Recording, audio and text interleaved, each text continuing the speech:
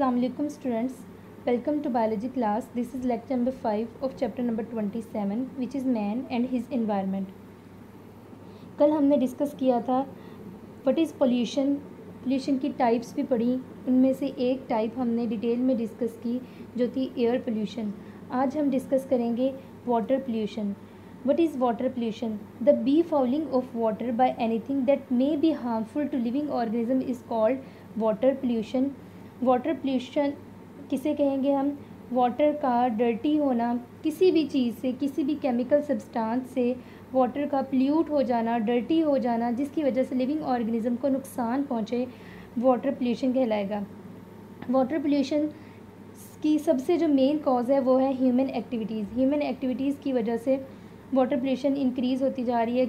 Human activities कौन कौन सी है? इसमें हम sewage water, untreated sewage water को रिवर्स के अंदर डंप कर देते हैं. रिवर जो कि फ्रेश वाटर सोर्स है उसके अंदर हम डंप कर देते हैं. या फिर ऑयल और डिटर्जेंट्स जब रिवर के अंदर शामिल हो जाते हैं और रिवर के अंदर फ्रेश वाटर लिविंग ऑर्गेनिजम्स को नुकसान पहुंचता है. What are the sources of water pollution? There are two main sources of water pollution. First one is sewage incomplete treatment. Second one is oil and detergent. Sewage contain harmful bacteria and poisonous chemical substances. These harmful bacteria causes typhoid and cholera when get into the human intestine. तो अगर ये sewage water हम बिना किसी treatment के river के अंदर dump कर देते हैं, रिवर जो फ्रेश वाटर का सोर्स है ऑटोमेटिकली जब ह्यूमंस तक पहुंचता है और इसको ड्रिंकिंग पर्पसेस के लिए इस्तेमाल किया जाता है तो वो टाइफाइड और कोलेरा जैसी बीमारियां कॉज कर सकते हैं. इसका सॉल्यूशन क्या है? Untreated sewerage must not be empty into the river. Untreated sewerage को रिवर्स के अंदर डंप नहीं करना चाहिए बल्कि प्रॉपरली इसके ट्रीटमेंट के थ्रू उसको क्लीन वाटर को रिवर के अंदर डंप करना चाहिए. Second is oil and detergents. Oil pollution of sea kill producers consumers of different levels in water. Oil pollution actually क्या है? Detergents contain phosphate which enter in water from houses and laundries. तो detergents जब हम washing के लिए purposes के लिए इस्तेमाल करते हैं डिटर्जेंट्स को तो वो वाटर के अंदर शामिल हो जाते हैं और डिटर्जेंट्स में फॉस्फेट हैं. यानी फॉस्फेट जो है वो लिविंग ऑर्गेनिज्म की ग्रोथ के लिए एक मेन कंपोनेंट है. Phosphate not remove by treatment and discharge into the river. और ट्रीटमेंट के थ्रू जब इसको ट्रीट किया जाता है, फ़िल्टर किया जाता है पानी को, तो फॉस्फेट के जो कंपाउंड्स हैं वो वाटर में से फ़िल्टर आउट नहीं होते और उस वाटर को हम जब रिवर के अंदर डंप कर देते हैं तो इसका मतलब है वाटर के साथ फॉस्फेट भी एंटर हो रहे हैं रिवर के अंदर. फॉस्फेट क्या करते हैं? Encourage the rapid growth of micro organism. Phosphate water के अंदर जो माइक्रो ऑर्गेनिजम्स हैं उनकी ग्रोथ को, माइक्रोस्कोपिक प्लांट्स हैं जैसे अल्जी, उनकी ग्रोथ को इंक्रीज़ करते हैं जिसका नाम है यूट्रोफिकेशन. अभी हम डिटेल में इसको डिस्कस भी करेंगे. ये है जिस तरह हम वाटर को ह्यूमन एक्टिविटीज़ की वजह से वाटर को पोल्यूट किया जाता है. सीवरेज का पानी विदाउट ट्रीटमेंट ही रिवर के अंदर या किसी भी लेक के अंदर सेंड भेज दिया जाता है, डंप कर दिया जाता है. यहाँ पर हम क्या करते हैं, अपना जो कूड़ा क्रिकेट है वो डायरेक्टली वाटर के अंदर ऐड करते हैं. ये है यूट्रोफिकेशन. यानी जब हमने कहा था कि अगर वाटर के अंदर फॉस्फेट की कंसंट्रेशन इंक्रीज़ हो जाए तो वहाँ पे मौजूद जो अल्जी है वो सरफेस पे ग्रो करना शुरू हो जाते हैं. जैसे अक्सर आपने देखा होगा बारिशों के बाद पानी जो है वो बिल्कुल ग्रीन कलर का हो जाता है, तो वो पानी के ऊपर अल्जी की एक कंप्लीट लेयर डेवलप हो जाती है. इसको हम कहते हैं यूट्रोफिकेशन या फिर अल्गल ब्लूम. यूट्रोफिकेशन क्या है? एक्चुअली तो ये एक नॉर्मल प्रोसेस है जिसमें वाटर के अंदर न्यूट्रिएंट इंक्रीज़ हो जाते हैं जिसकी वजह से पानी के अंदर लिविंग ऑर्गेनिजम्स की क्वांटिटी भी इंक्रीज़ हो जाती है. लिविंग ऑर्गेनिज्म बहुत तेज़ी से ग्रो करते हैं. ये तो एक नॉर्मल प्रोसेस है, लेकिन ह्यूमन एक्टिविटीज़ ने इस प्रोसेस को बहुत ज़्यादा स्पीड अप कर दिया है. Eutrophication It is the natural process of excessive enrichment of water with nutrient by which large amount of living organic matter grow in water. Hence lake slowly develops large quantity of aquatic life. और इस तरह lakes के अंदर बहुत ज़्यादा amount में aquatic life grow करती है, लेकिन ये होता है ग्रेजुअली। ह्यूमन एक्टिविटीज़ की वजह से ये प्रोसेस बहुत ज़्यादा स्पीड अप हो जाता है, जिसकी वजह से सरफेस के ऊपर बहुत ज़्यादा अलजी ग्रो करते हैं। ह्यूमन एड एक्सक्रीटिव प्रोडक्ट जैसे सीवरेज वेस्ट के थ्रू आता है, फॉस्फेट जो कि वॉशिंग पाउडर के अंदर मौजूद होते हैं, नाइट्रेट एंड फॉस्फेट जो कि फर्टिलाइज़र्स के अंदर होते हैं। ये सारे जो कंपाउंड्स हैं ये वाटर के अंदर मिक्स अप होते हैं, और जब हम इसको रिवर या किसी लेक के अंदर डंप कर देते हैं तो वहाँ पे ऑर्गेनिक मैटर बहुत ज़्यादा हो जाता है, जिसकी वजह से अलजी बहुत तेज़ी से रिप्रोड्यूस करती है और सरफेस पूरी वाटर की पूरी सरफेस अलजी से कवर हो जाती है। वाटर टर्न्स ग्रीन, और इस तरह वाटर ग्रीन कलर का हमें नज़र आता है, जिसको हम नाम देते हैं अल्गल ब्लूम। इसकी वजह से क्या होता है, अब अल्गल ब्लूम की वजह से क्या है, सरफेस के ऊपर अलजी ग्रो कर गई है। अब नीचे जो मौजूद प्लांट्स हैं उन तक सनलाइट नहीं पहुंच रही, जिसकी वजह से वो प्लांट्स क्या होंगे, डेड हो जाएंगे। प्लांट्स के डेड होने की वजह से और कुछ अलजी भी डेड हो जाएंगे, जिसकी वजह से जो एरोबिक बैक्टीरिया हैं वो उनको डिकम्पोज करना शुरू कर देंगे। एरोबिक बैक्टीरिया वो है जो ऑक्सीजन की प्रेजेंस में डिकम्पोजिशन करते हैं।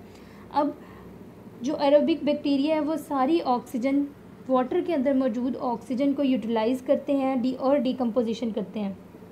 जब वाटर के अंदर ऑक्सीजन की कमी हो जाए, water deplete with water oxygen, water के अंदर ऑक्सीजन की कमी होती है तो उसके अंदर जो लिविंग और जैसे फिशेस है या लिविंग और दूसरे लिविंग ऑर्गेनिजम्स हैं वो भी डेड होना शुरू हो जाते हैं। The death of aquatic animals की डेथ की वजह से और ज़्यादा एरोबिक बैक्टीरिया डिकम्पोजिशन करते हैं, वाटर के अंदर ऑक्सीजन की मज़ीद डिप्लीशन हो जाती है, और इस तरह वो पूरा जो इकोसिस्टम है वो डिस्टर्ब हो जाएगा, पूरा का पूरा इकोसिस्टम वहाँ से ख़त्म हो जाएगा। एक तो डेथ हो रही है और एनिमल्स की, साथ में बहुत जो है अनप्लेजेंट स्मेल प्रोड्यूस होती है। इस पूरे प्रोसेस को हम नाम देते हैं अल्गल ब्लूम। अब सेम इसी तरह हम एक वीडियो से ज़रा एक्सप्लेन कर सकते हैं। सबसे पहले क्या है, फर्टिलाइज़र्स जो हम लैंड के ऊपर स्प्रेड कर रहे हैं, बारिश की वजह से बारिश के पानी के अंदर वो फर्टिलाइज़र्स मिक्स हो जाते हैं और आहिस्ता आहिस्ता ये मूव करते हैं और रिवर या पॉन्ड या कोई भी लेक है उसके अंदर मूव कर जाते हैं। जब ये उस इकोसिस्टम के अंदर एंटर होते हैं तो वहाँ पे अलजी ग्रो करना शुरू हो जाती है। जैसे आपको सरफेस पे ग्रीन कलर नज़र आ रहा है, अलजी ग्रो करने शुरू हो गए, जिसकी वजह से नीचे जो बॉटम में प्लांट्स हैं वो डेड होना शुरू हो गए क्योंकि इन पे लाइट नहीं पहुँच रही। प्लांट्स के डेड होने की वजह से अब बैक्टीरिया इनको डिकम्पोज करना शुरू करते हैं और वो ऑक्सीजन की प्रेजेंस में डिकम्पोज करते हैं, जिसकी वजह से वाटर के अंदर ऑक्सीजन कम हो जाती है। अब क्या है, ऑक्सीजन की कमी की वजह से लिविंग ऑर्गेनिजम्स, फिशेस वगैरह वो डेड होना शुरू हो जाती हैं और इस तरह पूरे का पूरा इकोसिस्टम जो है वो क्या होगा, डिस्टर्ब हो जाएगा। नेक्स्ट है इंडस्ट्रियल एफ्लुएंट्स। इंडस्ट्रियल एफ्लुएंट्स किसको कहते हैं? Chemical waste from industrial comprises substances called effluents. Industrial जो वेस्ट है, इंडस्ट्री का केमिकल वेस्ट इफ्लुएंट कहलाता है। Industries dump effluents into the waterways, waterways के अंदर एंटर कर देते हैं या वाटरवेज के अंदर डंप करते हैं, जिसकी वजह से वाटर के अंदर नेचुरल माइक्रो ऑर्गेनिजम्स हैं वो किल होते हैं, उनकी ग्रोथ रुक जाती है और वाटर पोल्यूट हो सकता है। नेक्स्ट हमारा जो पॉइंट है वो है इंसेक्टिसाइड्स, हर्बिसाइड्स एंड फर्टिलाइज़र्स।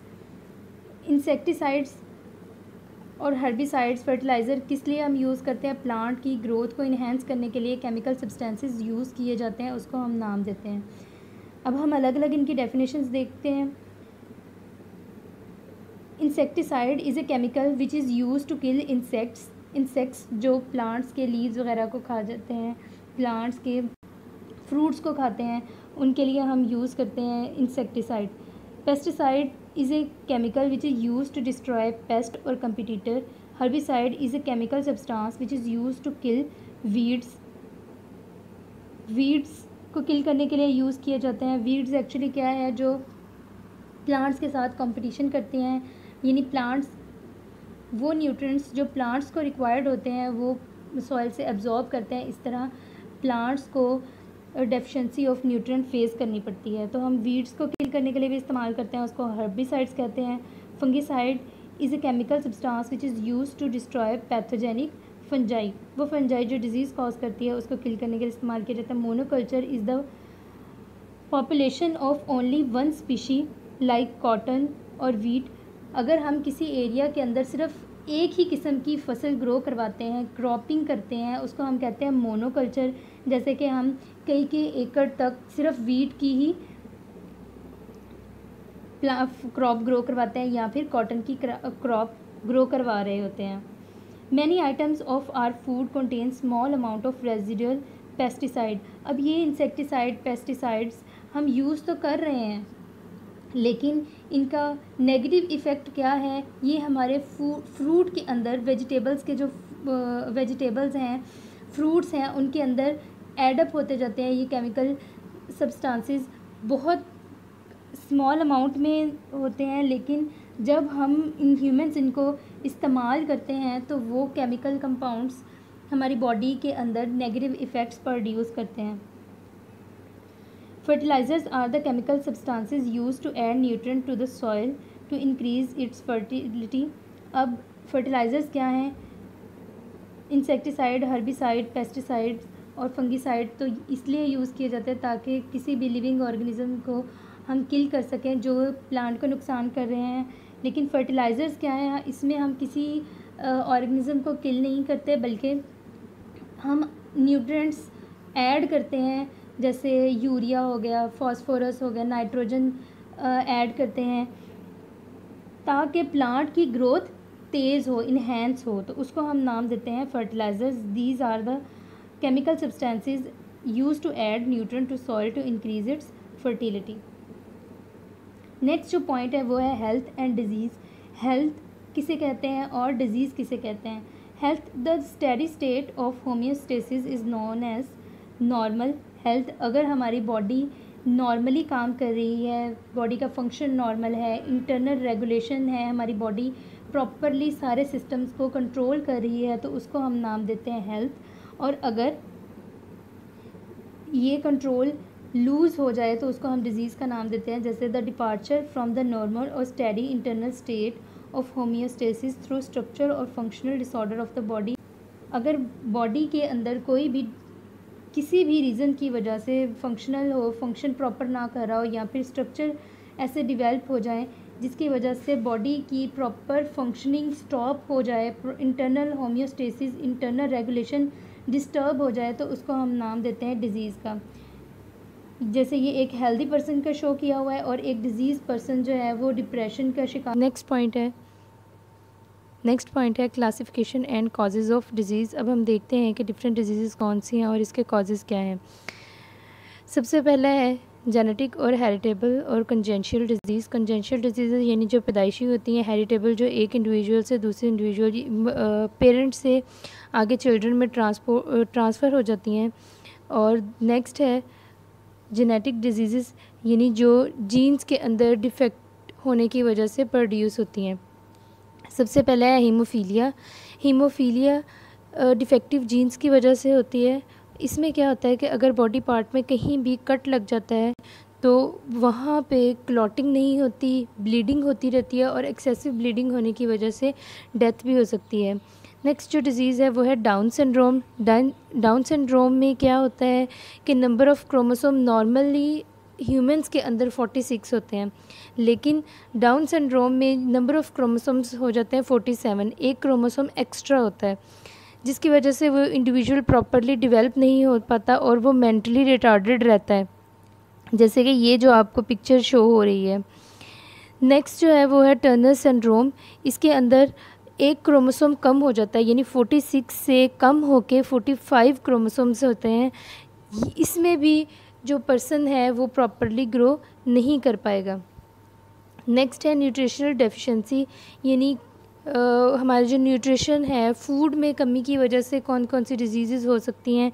पहली है स्कर्वी डिज़ीज़। स्कर्वी डिज़ीज़ किसको कहते हैं? ये डिज़ीज़ जो है वो डेफिशिएंसी ऑफ विटामिन सी की वजह से होती है और इससे टीथ में से ब्लीडिंग स्टार्ट हो जाती है, जैसे कि आपको इस पिक्चर में शो हुआ है। नेक्स्ट है बर्बेरी डिज़ीज़।